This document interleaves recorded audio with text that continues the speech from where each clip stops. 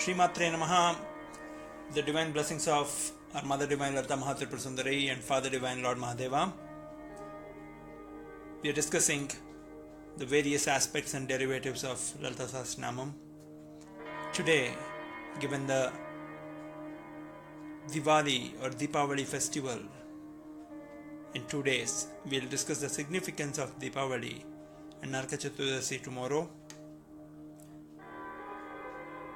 The story of Narakasura, his association with his great friend Banasura, who is a great devotee of Shiva. Narakasura was the son of Mother Goddess Earth and Vishnu's Varaha Avataram.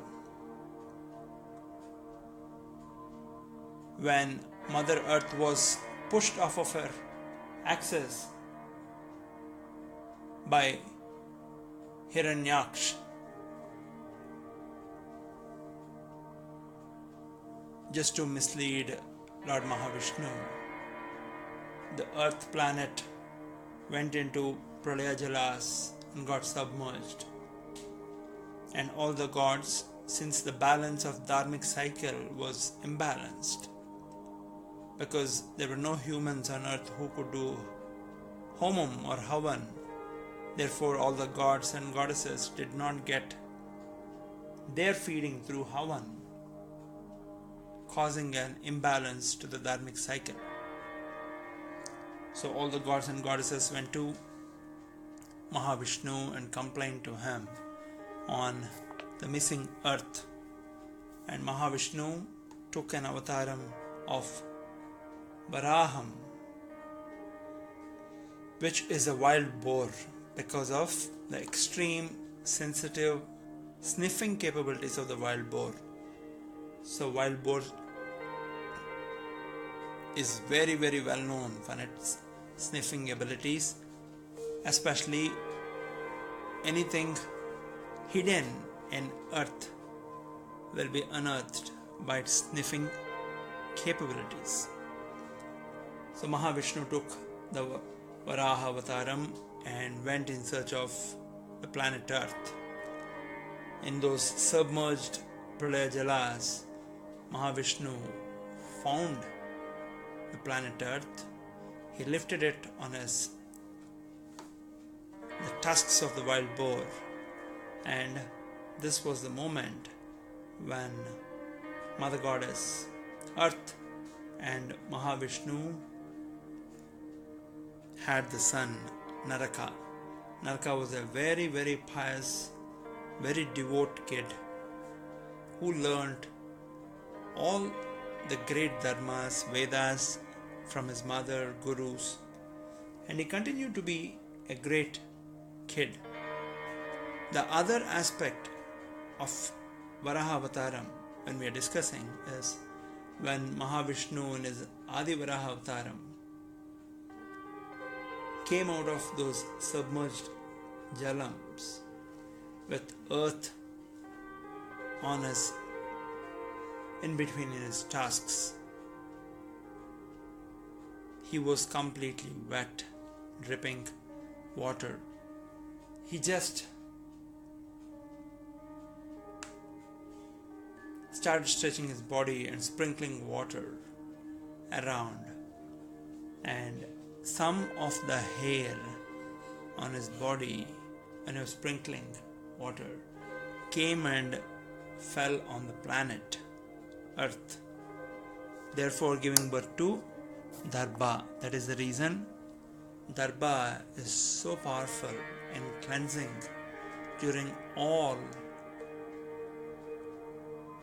whether it's eclipse, whether it is Asuchi. Darbha is always kept because of its association with Varaha Avataram. So this Naraka kept on growing into a very intelligent kid, a very handsome man, and looking at his capabilities, intellect, strength, a great Asura by the name Bhana, who was blessed with 1,000 arms. This Banasura is the great grandson of Brahma. Brahma's son was Marichi. Marichi's son was great Kashyapa. Kashyapa had Hiranyaksha, Hiranyakashpu. Hiranyakashpu's son was Prahalada. Prahalada's son was Vairochana. Vairochana had Mahabali. And Bali's son, Bali Chakravarti's son was Bhanasura. This Bhanasura's daughter was married to Aniruddha, Krishna's grandson, Ushas. So that we'll discuss in a different story, but this Bhanasura, who was born with 1,000 arms, was a great Shiva devotee, and this Bhanasura, realizing the strength and intellect of Naraka, he suggested Naraka that Naraka should be the ruler, the king and the emperor of all the Asuras, so he can also get the support of Asuras in winning over the gods, whom, according to Bana, Naraka was blessed, bowing down to the gods, though he was very strong. So it didn't make any sense for Naraka to bow down before gods. And when Naraka heard this from Bana, he went to his guru and said, "This is what my friend Bana is saying, and it sounds so logical. What do you think I should do, Guruji?" And the guru said, "Banasura has been your friend for a very, very long time. Now he is trying to influence you with his greed and with his desires of power to overrule the gods, the heaven. And he's using you and your strength and might for the wrong reasons. Just because you've been a friend and have known him for a very, very long time, that doesn't mean whatever he's suggesting becomes right. So be very careful, Naraka." And his guru also said, in the company of good and evil, you will always feel you're doing the right thing. And it's very, very difficult to give up the company and friendship of the good, of the evil, because it's easy and it feeds our thoughts with all the low-hanging results that will fulfill our ego, the bodily desires, and all the low end of value, which will also act as blockers to the spiritual progress. So Naraka, you might want to be very, very careful in listening and following Bana's suggestions. Naraka prayed to Brahma, and when Brahma appeared, he said, "O Brahma, I know very well you will never give me immortality, but give me a boon where only the mother who gave birth to me, she alone can kill me." And Brahma smiled internally and said, "Tathastu." Then Naraka started behaving extremely arrogant, because he realized once the boon was given, all his power was being put to feed his ego, to feed his might, to feed his friends' desires of winning over Amaravati and all the gods' palaces. At this time, there came a time when Naraka, by stealing the earrings of Aditi, also kidnapped 16,000 women and kept them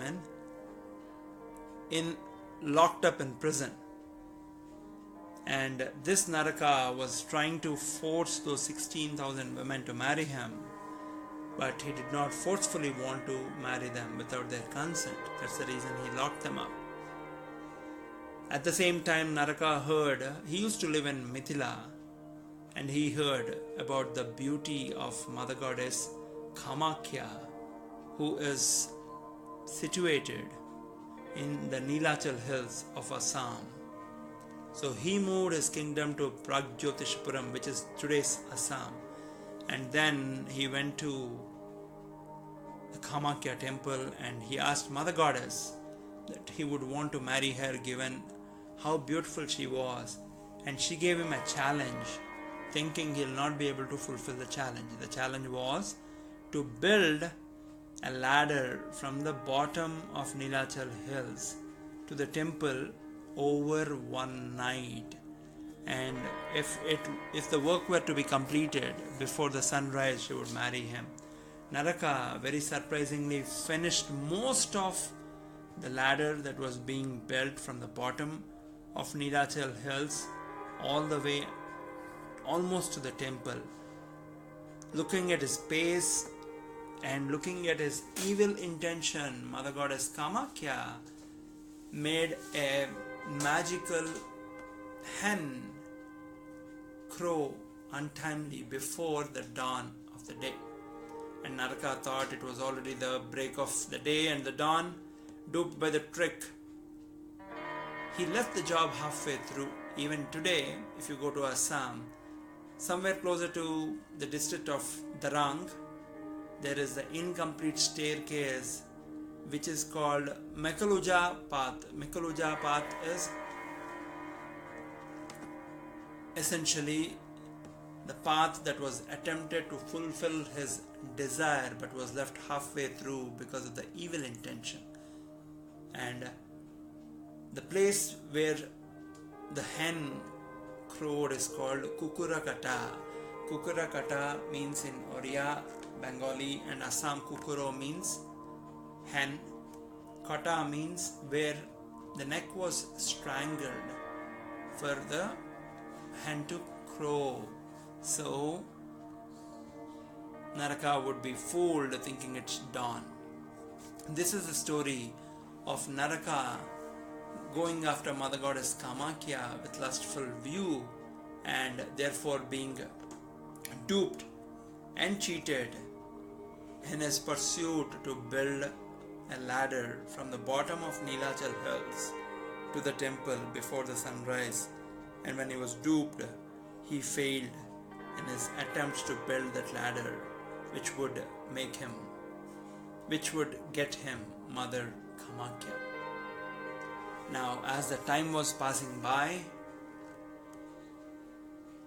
Vishnu, who made a promise to all the gods when they went and complained about all the pains and the atrocities that Naraka was unleashing on them, Vishnu was born as Sri Krishna, and Mother Goddess Earth came in the avataram of Satyabhama. When Krishna knew about the 16,000 women who were kidnapped and locked up forcefully in the prisons of Naraka, Krishna along with Satyabhama went to Pragjyotishpuram in trying to free them up. And Naraka's Senadpati Mura fought a very brave war with Krishna, since Krishna killed him. And Krishna was so happy with Mura's strength and bravery, knowing very well that he'll be killed in Krishna's hands. Mura, once he threw the last weapon, he bowed down to Krishna in great reverence and devotion. Therefore Krishna said, as he was severing the neck of Mura from Mura's body with his Sudarshanam, Krishna said, starting today, I'll be very happy to be called Murari because of your devotion during your last minutes of life. You are a blessed soul, Mura, is what Krishna said as the Sudarshana was severing the neck of Mura. After this, Krishna freed up all the 16,000 women who bowed down to him and said, who would marry us? We have been kidnapped and forcefully kept in the prisons of Naraka for such a long time. No man would look at us. Then Krishna looked at Satyabhama and accepted all those 16,000 women as his wives, because he said, I will accept you because I know your purity. You might be locked up in another man's prison for a long time, but I know your devotion, your dedication, your purity, and therefore I will marry you. These 16,000 women are none other than all the saints during Ramayana's time who watched Rama during his lifetime and had a desire of marrying Rama. Ramo Vigrahavan Dharmaha, Ramo Purusha Mohanaha, even men who would look at Rama will be infatuating Rama. That's how beautiful Rama used to look in his avatar. And Rama blessed all those saints that he will marry all of them in the next Janma as Sri Krishna. And the next day in the war, Naraka comes to fight with Krishna, and a great war happens between Krishna and Naraka. Naraka finally uses the trident on Krishna, and Krishna acts as if he fell unconscious. Looking at this, Satyabhama becomes furious and takes Krishna's bow and arrow and shoots a simple arrow at Narakasura. When that arrow just touches Narakasura, he just falls down and realizes that woman who is in front of him, whom he ridiculed, and before Satyabhama even got into a war with Naraka, he would look at her with a lot of desire and lust and say, "You should be sitting in my lap and entertaining me, not this Sri Krishna." And he regrets all those words that he has said at Satyabhama when he fell on the ground, and then realizes that beautiful Satyabhama is none other than his mother himself. That's the reason she is able to bring death to Narakasura. The day Naraka died, when his head was being about to close with life departing from the body, Naraka joined his hands, bowed down in reverence to Satyabhama and Krishna, and said, "The day I leave, my life leaves the body, it should be celebrated with a great festival. And when I was alive, all the people were worked up not to light lamps in the evening and night, thinking their daughters and wives will be snatched by my soldiers. So when I die, the world should celebrate it by lighting up lamps. And the day I die should be known for rinsing all the evils, all the daridrams of those people who take a bath before the sunrise and watch the sunrise, praying for their health. And O Mother and Father, please bless all the devotees who follow this ritual for times to come," is what Naraka has asked. So on Naraka Chaturdasi, we all take bath before the sunrise by applying a little oil on the head and watch the sunrise. And the evening at the sunset time, we pray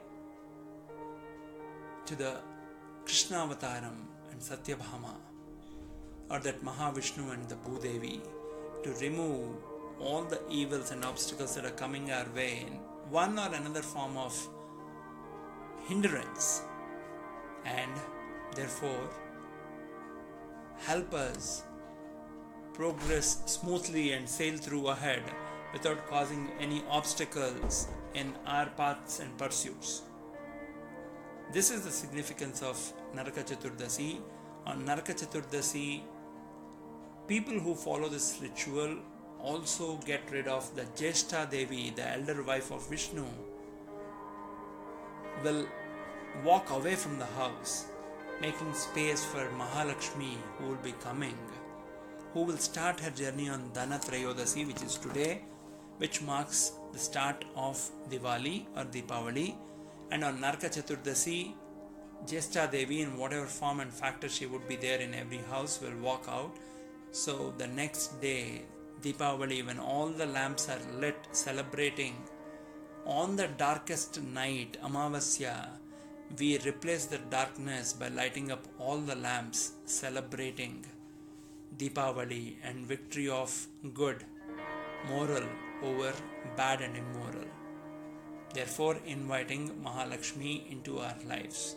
Mahalakshmi does not mean a box of currency. Mahalakshmi means a body filled with health, a will filled with smiles, a face constantly pleasant, talk that never talks negative about others. All these are the true signs of prosperity And that's what starts showering on us when we follow and celebrate this great festival of lights, which means you not only celebrate by lighting a lamp in your house, but as the lamp spreads its brightness in and around, it is every individual's job to light a lamp in others' lives, therefore bringing a smile on their face in whatever form or factor that each of us can do. May all of us be blessed with the pursuits of happiness, prosperity, following the Sanatana Dharma. Wishing you all a bright, safe and happy Deepawali. Shree Maathrey Namaha. Stay blessed and spread the bliss around.